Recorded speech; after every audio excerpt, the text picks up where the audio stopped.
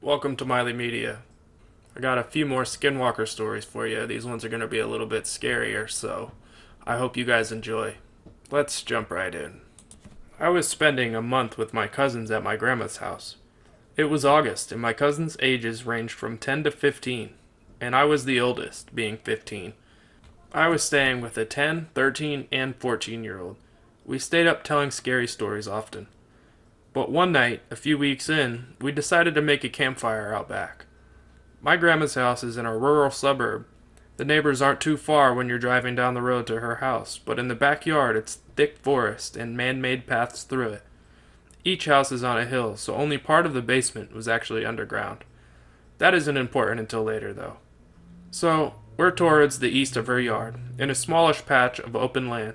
You couldn't see the neighbor's yard from there. There was probably 3/4 of a mile to each side of us that belonged to my grandmother. It was maybe 11 at night, and we were playing Truth or Dare after telling scary stories, and my 14-year-old cousin dared me and the 13-year-old to go walk through the paths for 10 minutes or so. I said yes right away, as I wasn't easily scared, and rather level-headed, but my younger cousin was a bit more hesitant. We didn't bring a flashlight because it wasn't pitch dark yet, and we could see enough not to die. We were walking through the paths for about 5 minutes and could barely see the fire through the trees when we decided to turn. In the middle of the path was a large dog-like creature hunched over with its front hands an inch from the ground. What I remember most was how its eyes were so fucking bright white, and it was humanoid dog-shaped with a human-like head but a long dog body, but human hands and feet. It looked right at us, and I know I was paralyzed with fear, as it dashed away from us, towards a creek that ran through the yard. Eventually my cousin and I screamed bloody murder, and the other cousins and my grandma ran to us. I don't remember much here because I was really disoriented, and I couldn't think properly, but I did wake up in bed, so I assumed that I was being brought up to the house. All the kids slept in the basement, in a big room with sliding glass doors to the outside. As the room was on the side that wasn't underground, my bed was pressed up against a big glass window, and I could see my cousins playing outside down below. The house is in Michigan, so it gets slightly chilly even in the end of August, and there was a slight breeze, so I put a jacket on and ran to join them outside, skipping breakfast, not wanting to miss out on any fun. When I got down, I could tell they weren't playing, but rather running to get my grandma. Her dogs, both of them, were dead, ripped up. That night, we went to bed early. I woke up at maybe 2 in the morning because I felt something hit my head. My cousins were all sitting on the double bed opposite of me, on the other side of the room. There was 1 bunk bed and 2 double beds, the double beds for me and my 14-year-old cousin. They were being quiet and staring at me. The 13-year-old nodded his head towards the window. I froze. They all looked afraid. I turned my head slightly to the side, and I saw a really messed up looking face pressed up to the window with gaping eyes looking down at me. I screamed so loud, and I bolted. My grandma called the police after I told her what happened, and they found nothing. I went home after that, and I had never, ever have been back during the night again. I decided to join my bestie Karen for a 3-day stay at her grandmother's place on the res. Her grandmother lives near a place called Tuba City, Arizona, in the middle of nowhere but surrounded by rural homes. We go to college together, and I was kinda interested to know about the Navajo tradition. The first day we stayed, it was pretty chill, nothing out of the ordinary, but then grandmother, not that old, around 67, said that a stray dog came out of nowhere and wouldn't leave. To me, it did act kinda strange, and it was ugly looking. Black shaggy coat, looked like a mix between a German Shepherd and a lab. That night, we were watching a movie in the living room. It had big windows that looked out into the front where the cars are parked. Nothing fancy, with the curtains opened up wide. Grandma was in the kitchen, cooking dinner, and we were watching a movie. Next to the window is a medium bookshelf where all the DVDs are kept. Karen went to put back a DVD we had just watched, but she freaked out because the stray black dog was staring at us through the window, standing on top of a wooden box outside. Not something normal dogs do from my point of view, or hers. Usually my dog, which is a house dog, scratches the door to be let in. Res dogs aren't house dogs, and dogs inside houses are frowned upon in Navajo tradition, meant to protect the house and owner. The other dogs seemed to stay away from it. Karen opened the door and yelled at it to get off the box, and it ran off behind the shed. We went to Tuba City to get some groceries. Came back to the house. The dog was nowhere to be seen. Nothing unusual. Grandma went to visit some people. So it was just Karen and I. About 5 o'clock, we heard someone trying to open the door. Both of us looked out, since there had been no car, and heard no dogs barking. Looking out the living room window to the door, there was a dog trying to open the door with its paws. Two paws wrapped around the brass doorknob, standing on its hind legs. I thought it was weird, but wasn't really freaked out. Karen was. She opened the door and chased it off. Grandma came back later, and Karen told her. Grandma didn't like what she heard. After we calmed down, we got ready for sleep. We slept in the spare bedroom, since it had 2 beds. One of the windows with curtains opened a little. We turned off the light, but there was a sound coming from the top of the roof. Pitter-patter footsteps and scratching sounds, and panting. It then sounded like it jumped off onto a large plastic water barrel they had. At first we heard what sounded like barking, but as it grew louder, the other dogs seemed to be barking at something also. But all of a sudden, something was running around the house barking, and it was no dog. No, it was not. This barking sounded human.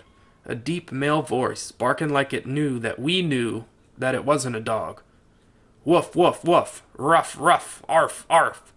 Just exactly like that, adding the W's, R's, and A's, then panting again by the window. We started freaking the fuck out. Karen decided to open the curtains to look out. There was a stray dog on its hind legs looking into our bedroom, but this time it stunk.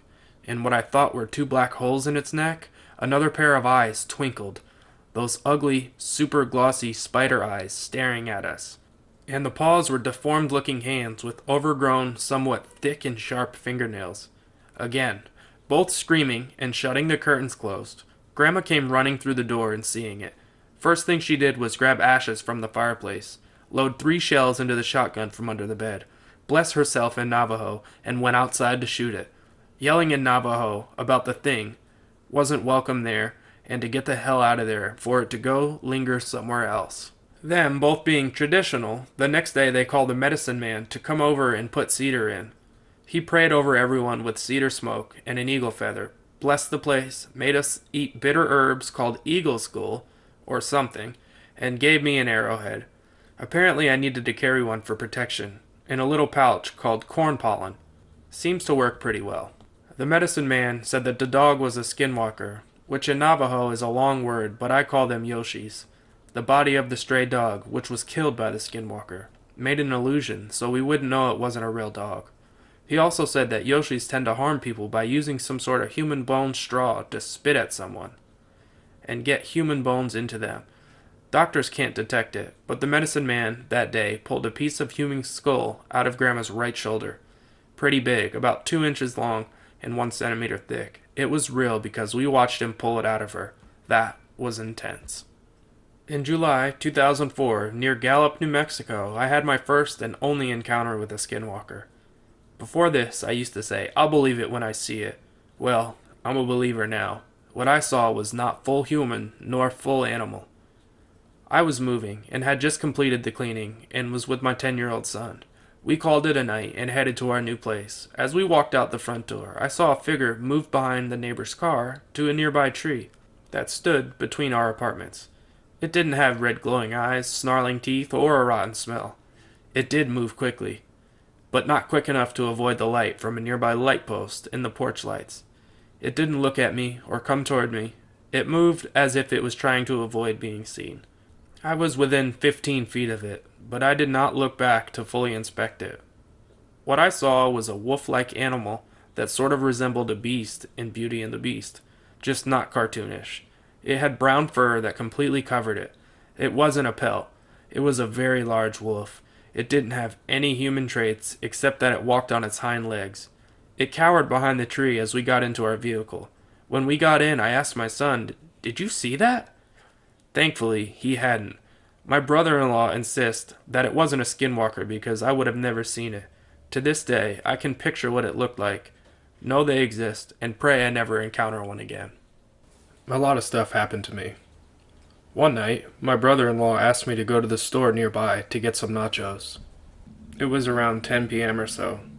The store is not that far away walking, maybe 5 minutes. Where I lived, it was pitch dark because only a couple of homes could afford those light posts.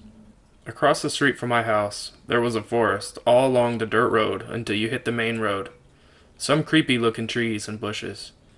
The store was the only one that had a light post. There was enough light from the houses to know which house was yours. Anyway, I went to pick up the nachos and started to head home.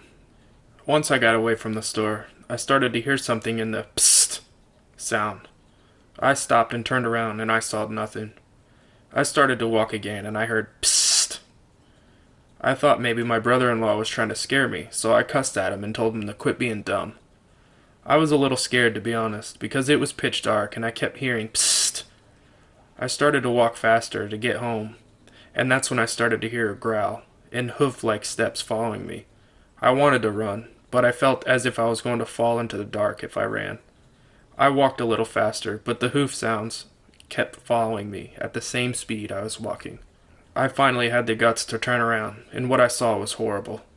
It looked like a big black dog, but with hooves. It looked like as if his hair was coarse, like that of a pig, and big red glowing eyes. It was showing its teeth and fangs, just like dogs and wolves do.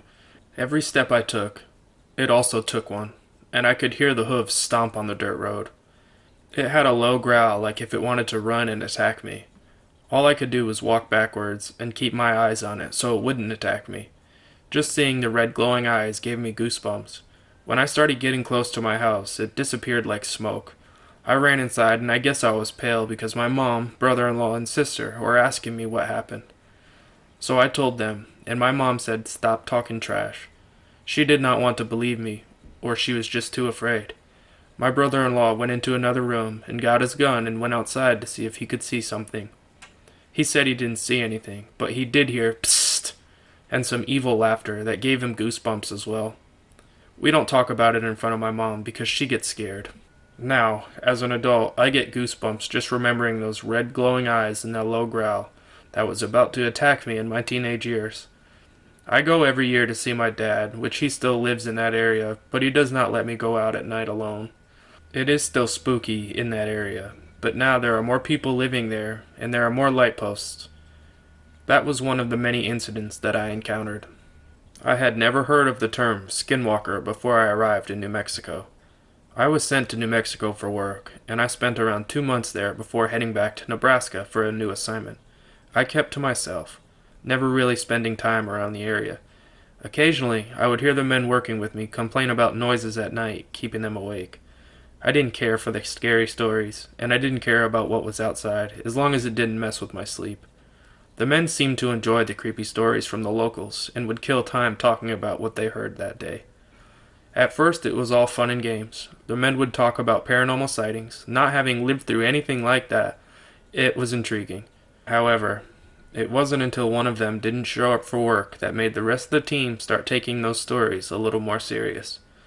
The man was found hiding in his trailer. I didn't see him personally, but the team was told that he would be sent to a nearby hospital. One of the guys that found him told us that he was huddled up in a small corner, mumbling to himself over and over. Hooves and eyes, it laughed. I felt bad for the guy. The stress from work was probably getting to him, in my opinion. However, the other men started to get worked up. One night I went over to a local bar. I found 3 other guys talking to the bartender about the possibility of something paranormal. The bartender wasn't too happy about the guys bringing up folklore they knew nothing about, and occasionally left to serve others, trying his best to ignore the 3 of them. One of the men started talking about skinwalkers while the rest listened closely. They all had a few drinks in them and were getting pretty loud. Everyone at the bar started to look at them annoyed, and how obnoxious they were acting. I was looking around thinking how stupid the men were looking when I noticed an old man dressed in a farmer's attire with some Native American print on who was listening closely. The man looked angry and approached the group very slowly before standing behind them, not saying a word. One of the men from my team looked at him and asked what he wanted. The old man didn't respond and just stared at him. I stood up from the table, hoping that none of the drunks would be dumb enough to start a fight with an old man. The old man stood there looking at them while the men started taunting him. Eventually, the 3 got bored and turned their back on him. The subject of skinwalkers came up again, which is when the old man finally spoke. "Stop talking about something you know nothing about." The men turned around and stood up.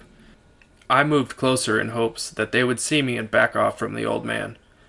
The old man stood his ground and told them not to be disrespectful and not to meddle in things that were past their understanding. The men got irritated, and right as one of them was about to step closer to the old man, I finally butted in. Being somewhat their superior, the three of them left, leaving me and the old man shaking our head. I apologized and told him that they were just a bunch of immature kids that didn't know how to handle their alcohol, when the old man told me to be careful. He said that the locals didn't talk about that subject, and that talking about them would only bring unwanted attention. Not wanting to be rude, I only nodded and told the man I'd keep an eye out on my team. I returned to camp and saw one of the men from the bar asleep on a chair in front of his trailer holding a beer. I didn't care to leave him out there. I went straight to bed. It must have been around 3 in the morning when I woke up to the sound of men outside yelling.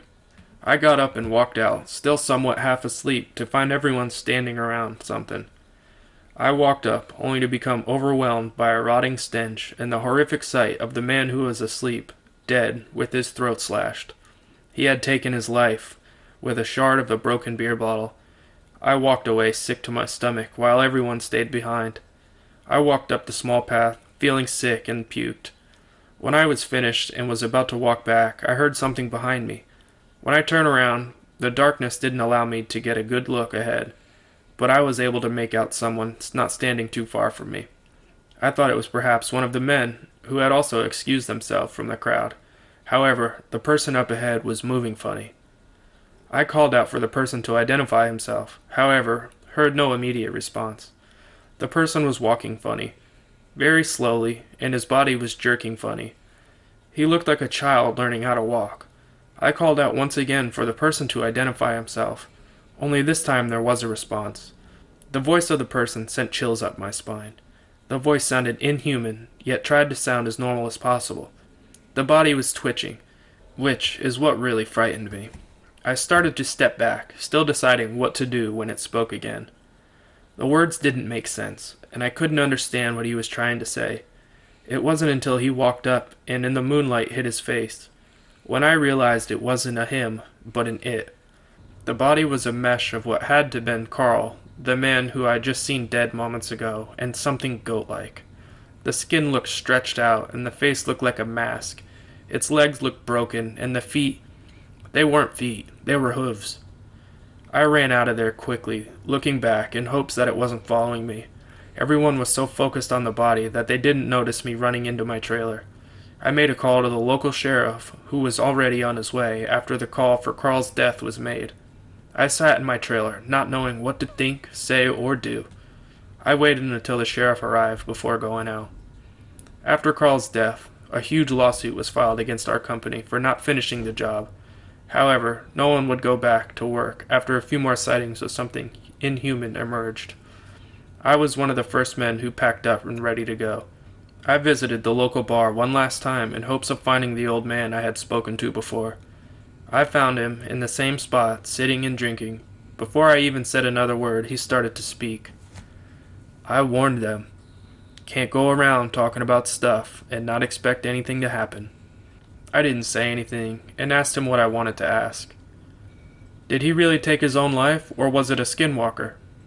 The old man looked up and said in a very serious tone, "Don't talk about them.